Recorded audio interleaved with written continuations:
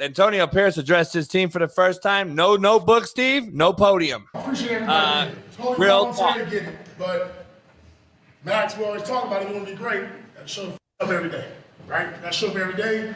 There's a standard, there's an expectation, and then there's the real way. Get better. Do line, get better. Wide receiver core, get better. QBs, get better. Specials, get better. AP, get better. Patrick, get better. It's the reason I brought Marvin Lewis in, former head coach. Joe Philbin, former head coach. Why? Get better, AP. The passion has to show up. If you don't love this, shame on you. You don't love this, shame on you. Shame on you, man. How do you think they're going to do, Steve? Well, they played hard for him. They got to figure out that quarterback situation, though. I mean, I've heard different things about what they might do in the draft, but I thought Pierce did a really good job of settling that team, getting them to play hard. They had a great win in Kansas City right around Christmas. They didn't quit on him in a season that looked like it was going down the drain.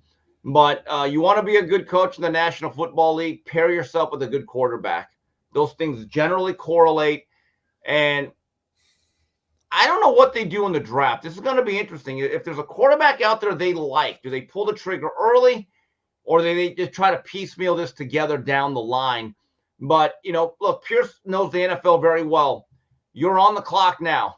You're now the full-time coach. There are expectations. But his number one job was to get those players to play hard. He's done that part. Now he's got to put together a more consistent offense. Okay, let me ask you. I like O'Connell. I know a buddy of mine coached him in college. I think he's all right. I think he could be okay. I want to see him for a year. But like you say, a lot of people maybe not have that time or patience. Rumors I'm hearing is they're going to take Penix at 13 if he's available. I'm looking at the draft here, and I don't know, does he fall to 13? So, do you think – so you agree, and I think we agree, they're going to take the fingernail painting guy first. Then who's next in your opinion? Probably Jaden Daniels. Jaden Daniels, yes. And you think Drake May, all are going to go ahead of – do you also put J.J. McCarthy ahead of Penix? Well, J.J. is the big mystery. I don't know. Was he a victim of a very, very conservative system? And is he going to be unleashed once he plays with more athletes or is given a system or a style of play calling that's going to let him just rip that ball all over the field? I'm not – Drake May, to me, misses too many throws. He's got all the physical tools, great stature. But you look at his game, I thought he was very good in the first 8-9 games of his starting career. Then he tailed off in the last season after that. And you look at some of the metrics, he missed a lot of throws. He's not as accurate as I thought he was. I like Michael Penix, but again, you bring up the left-handed quarterback situation.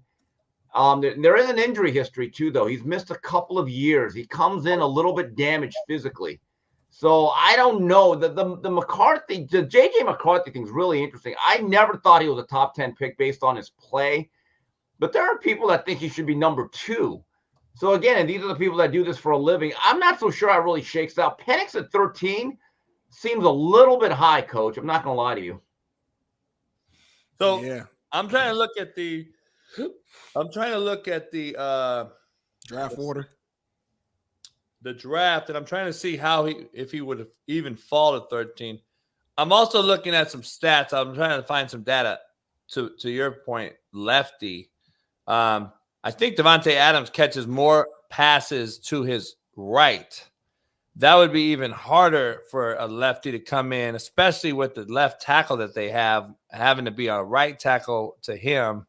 I don't know if it fits the Raiders' whole mindset, and I don't know if you can just give a young who they hired. He kept his OC that was just basically a quarterback guy, right? I don't know. But I think you got a guy that's I don't know how veteran savvy he is to just come in and adapt to a left-handed schematically. Luke Getsy is their new offensive coordinator. Yeah, he was at Chicago with Fields.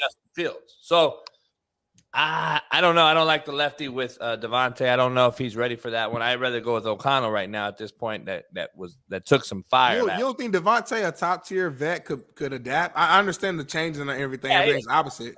but yeah, I think he can adapt. You know, No, it's not a big deal, but I don't know. It's going to be interesting.